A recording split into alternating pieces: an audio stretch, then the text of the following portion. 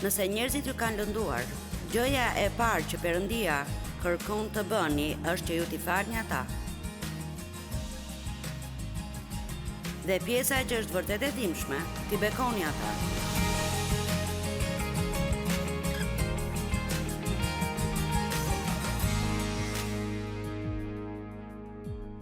Jemi duke folur për këmbënguljen drejt fillimeve të reja dhe se si në mënyrë që ta bëjmë këtë duhet të jemi gjithmonë të gatshëm të harrojmë ato që kemi lënë pas.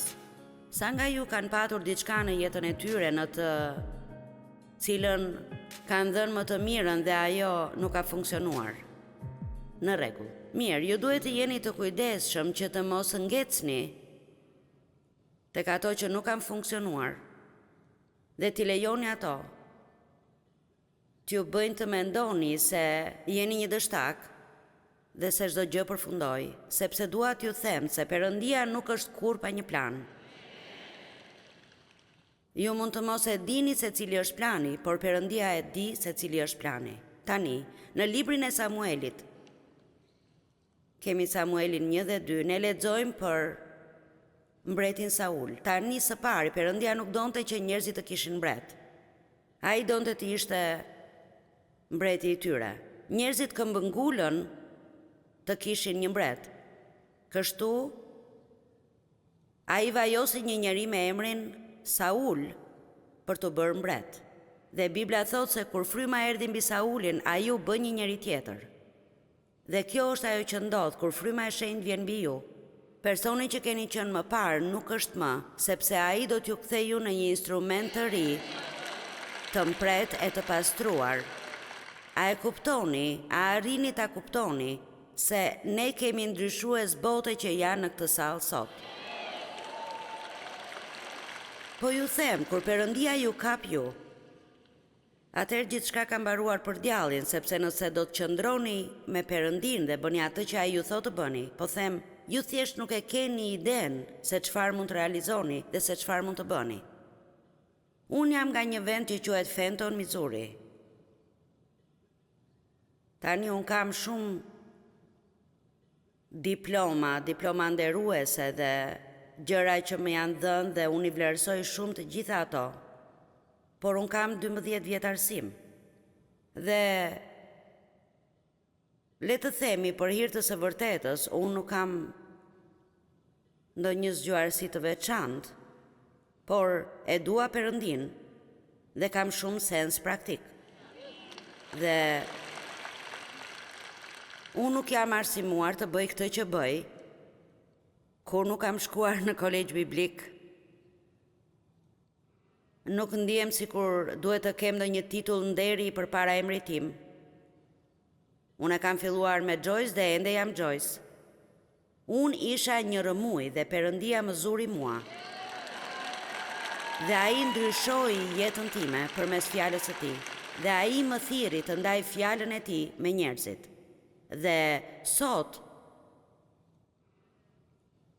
mesazhi që ju do të dëgjoni, do të dëgjohet në të gjithë botën në mbi 100 gjuhë të ndryshme. Dhe unë gati ngela në gjuhë.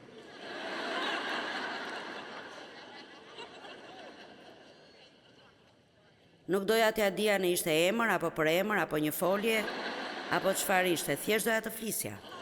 Dhe tani njerëzit mendojnë se unë i flas të gjitha këto gjuhë dhe unë ende po punoj me anglishtën.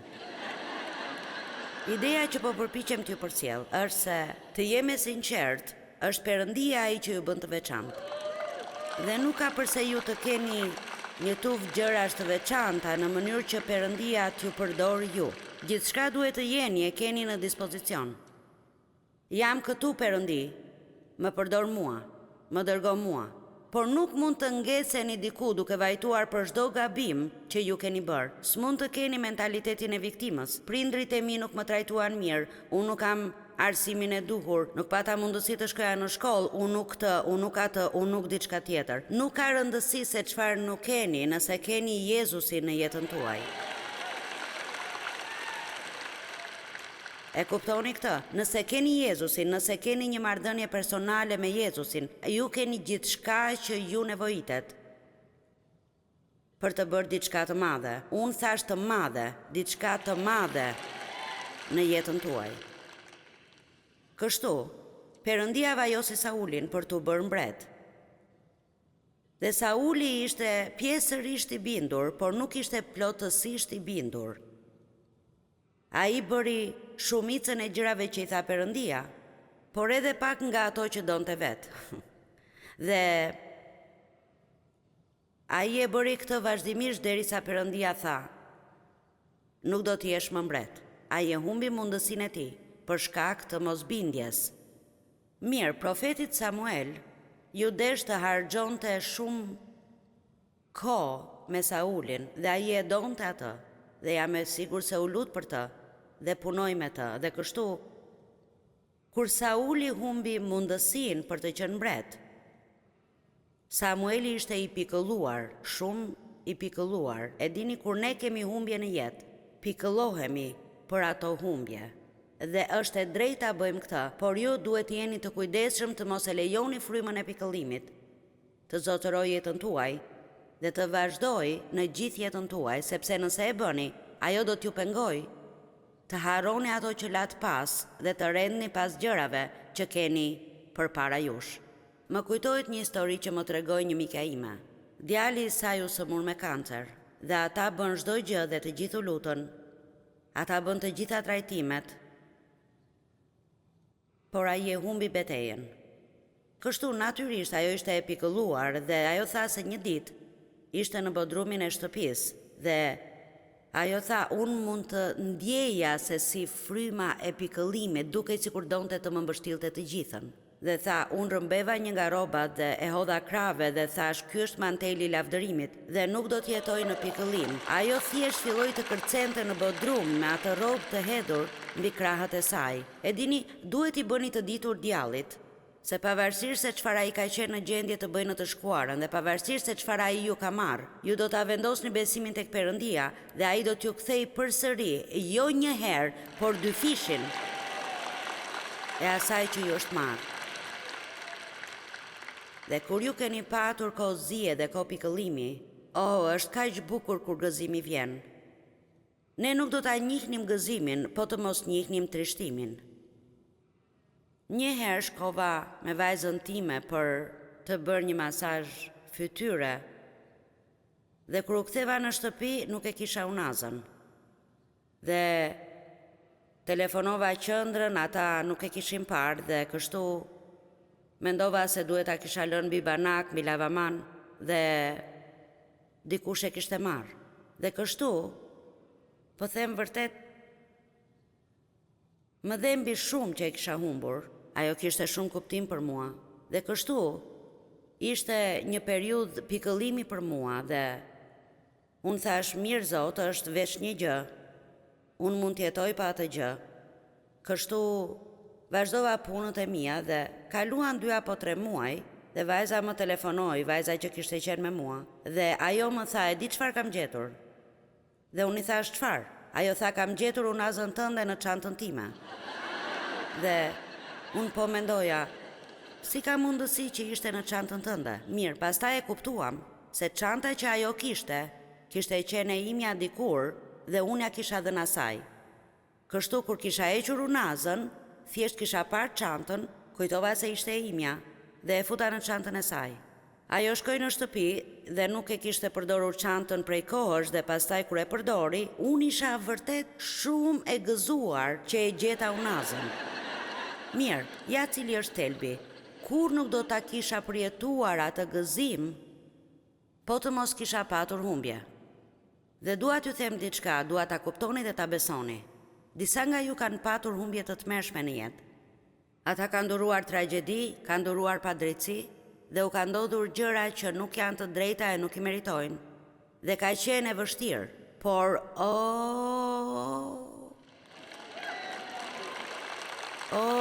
forca tani, ju e dini ku dua të dal.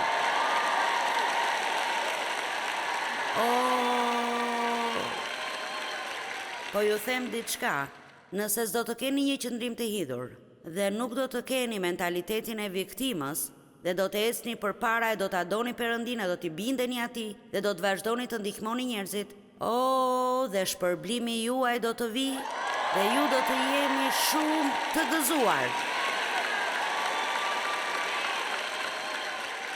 Kështu, mos shikoni atë që keni humbur, shikoni atë që mund të ndodhë në të ardhmen. E dini, Marta i tha Jezusit, vëllai i saj Lazari kishte vdekur dhe ajo tha, Jezus, Lazari ka vdekur, sikur ti të kishe qenë këtu, ai nuk do të kishte vdekur. Dhe Jezusi i tha, ai do të ngjallet përsëri. Marta po shihte atë që kishte ndodhur, Jezusi po shihte atë që do të ndodhte. Cilën nga këto doni të bëni sot, të vazhdoni të shihni çdo gjë që ka ndodhur, apo dëshironi të gëzojeni për atë që Perëndia mund të bëjë në jetën tuaj?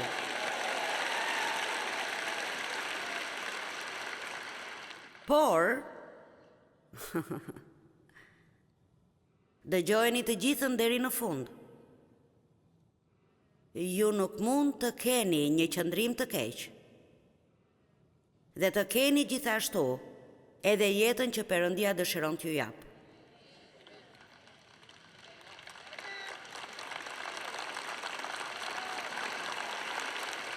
Tani, ose njerëzit ju kanë lënduar, ose ndoshta ju keni bërë diçka që ju ka trishtuar.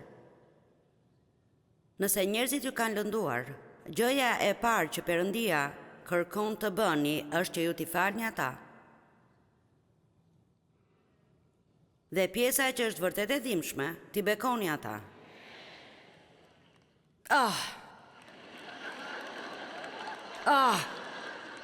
Perëndia im. Le të lexojmë Luka 6, duke filluar nga vargu 27. Por unë po ju them juve që më dëgjoni. Ti doni armiqtë tuaj, u bëni të mirë atyre që ju urrejnë. Tani, unë nuk po e sajoj këtë, kjo është si, po tallesh Perëndi? Bekoni ata që ju mallkojnë, dhe lutuni për ata që ju keq trajtojnë. Nëse dikush të bie në njërën faqe, ktheja edhe tjetrën, dhe atij që të merr mantelin mos e pengotë të marr edhe tunikën. Jepi kujdo që kërkon prej teje, dhe nëse dikush merr gjën tënde, mos kërko të ta kthej. Në rregull. Por ashtu siç dëshironi që t'ju bëjnë juve njerëzit, po ashtu bëni me ta. Perëndi, sikur e gjithë bota të jetonte sipas kësaj. Trajtojeni të tjerët ashtu siç do të doni të trajtoheshit ju. Po Marko ta lexoj këtë sepse kemi nevojë ta dëgjojmë. Por po ti doni ata që ju duan, çmeri do të keni nga kjo, sepse edhe mëkatarët i duan ata që i duan. Dhe nëse u bëni të mirë atyre që ju bëjnë të mirë, çfarë merite do të keni nga kjo? Të njëjtën gjë bëjnë edhe mëkatarët. Dhe nëse u jepni hua atyre që shpresoni t'ju kthejnë, çfarë merite do të keni nga kjo? Edhe mëkatarët u japin hua mëkatarëve që t'u kthehet ai sa dhan. Por ju t'i doni armiqtë tuaj, bëni të mirë dhe jepni hua pa pasur shpresë për asgjë.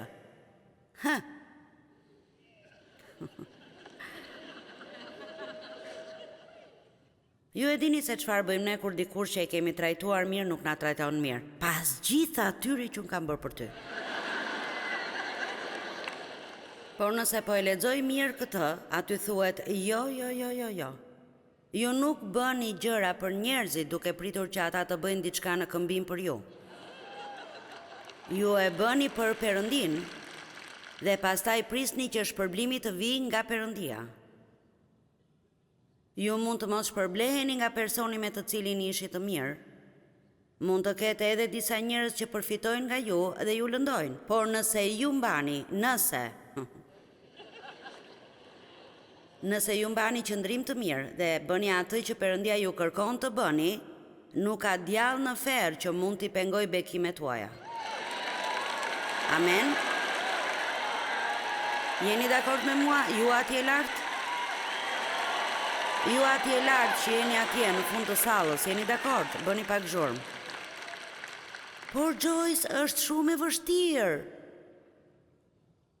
E dini, ky është një justifikim që s'duhet ta përdori më.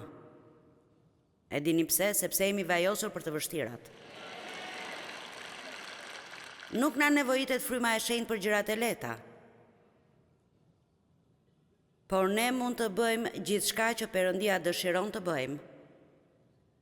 Nëse do të mësojmë të mbështetemi tek ai dhe jo tek vetja dhe tek forcat tona për t'ia dalë mban. Po them se nuk ka asgjë që nuk mund ta bëni. Perëndia nuk do të lejojë të vi mbi ju më shumë nga sa mund të mbani. Ju mund të mendoni tani se jeni të mbytur në probleme dhe unë nuk mund ta bëj këtë, nuk ja dal dot, nuk kam për t'ja dal. Po, do t'ja dilni. Sepse ka patur shumë gjëra që mendoja se nuk do t'i ka përceja dhe jam ende këtu. Dhe sa nga ju këtu mund të thonë të njëjtën gjë, ju keni ka përcyer gjëra që ishin të vështira dhe nuk mendonit se do t'ja dilnit, por jeni ende këtu. Dhe shpërblimi juaj do t'jetë i madh.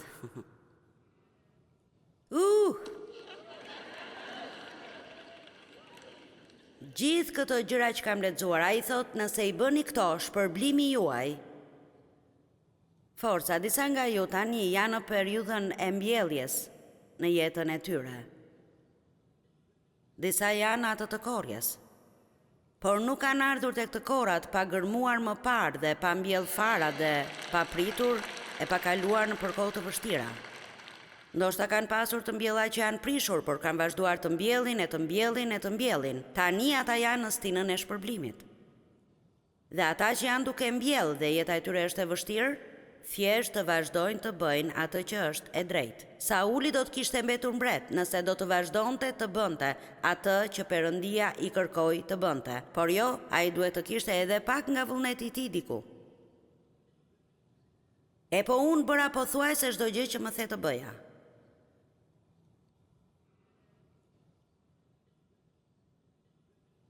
Shpërblimi juaj do të jetë i madh dhe ju do të jeni bijt e shumë të lartit. Pse duhet ta bëjmë gjithë këtë? Sepse ai është mirëdashës me mos mirënjohësit dhe të mbrapshtët. Jini të mëshirshëm pra, sikurse edhe Ati juaj është i mëshirshëm. Do t'ju tregoj një histori sa më shpejt të mundem, por nuk mund të ri pa e treguar. Ndoshta ju e keni dëgjuar më parë. Imata abuzonte me mua, mamaja ime e dinte, por s'bëri asgjë. Ajo kishte frikë të përballej me të. Shkova tek disa të afërm, por askush nuk donte të përfshihej. Kur kjo më ndodhte mua, askush nuk kishte dëgjuar një gjë të tillë. Vet baba i vajzës po ja bën këtë gjë, po them kur nuk ishte dëgjuar një gjë e tillë. Dhe kjo ishte një nga arsyet pse mamaja ime nuk bëri ndonjë veprim për ta ndaluar. Ajo tha nuk mund ta përballoja skandalin. Për mua ishte më e vështirë të kapërceja faktin që mamaja ime nuk po më mbronte se sa ajo që po më bënte babai im. Dhe unë ende nuk arrita kuptoj një gjë të tillë, si mund ta bënte këtë, por Perëndia më dha hirin për të qenë në gjendje t'i falja të dy.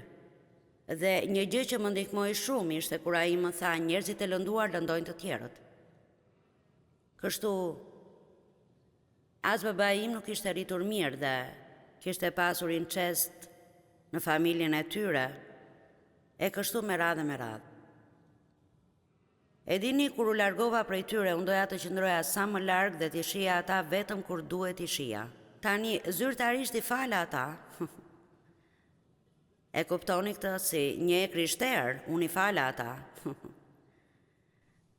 E dini, ne bëjmë lutjen zyrtare, unë të fal ty. Por s'doja të kisha lidhje me ta. S'doja të isha afër tyre. Kështu ndërsa ata filluan të plakeshin dhe kishin nevojë për më shumë ndihmë. Një mëngjes unë po lutesha. Zot, cili është vullneti yt për jetën time? Bëni kujdes kur e bëni këtë lutje.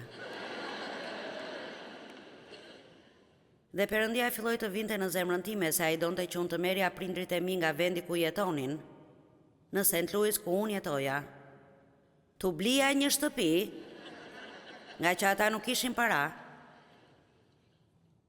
dhe të kujdesesha për ta, derisa të vdisnin. Unë të qortoj ty Satan në emër të Jezusit.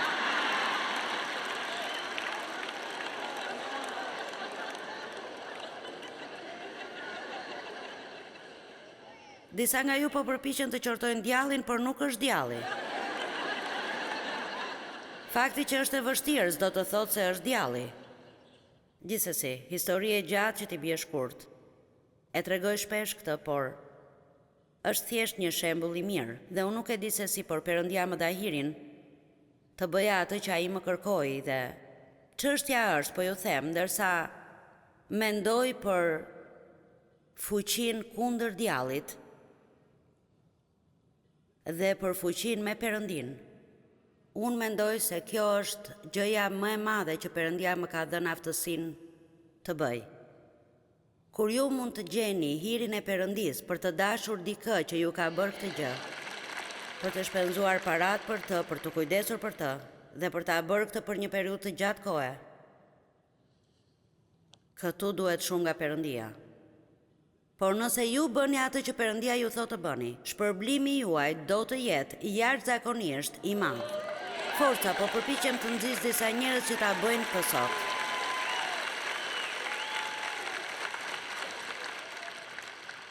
Po ju them, le të mos kemi më një bindje të pjesshme. Sa nga ju mendojnë se ka fuqi në emrin e Jezusit? Mire, dini çfarë? Unë nuk mora mbi emrin e David kur po dilnim bashkë. Vetëm atëherë kur unë thash po pranoj, derisa vdekja të na ndajë, atëherë mora emrin e tij. Shumë gjëra të mira më ndodhen. Nuk kisha para kur u martova me Devin, ai kishte pak para, dhe kur unë thash po, unë kisha para.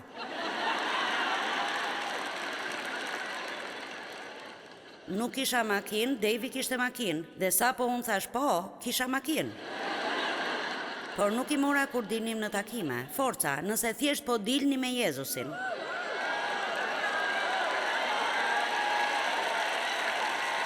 Forca.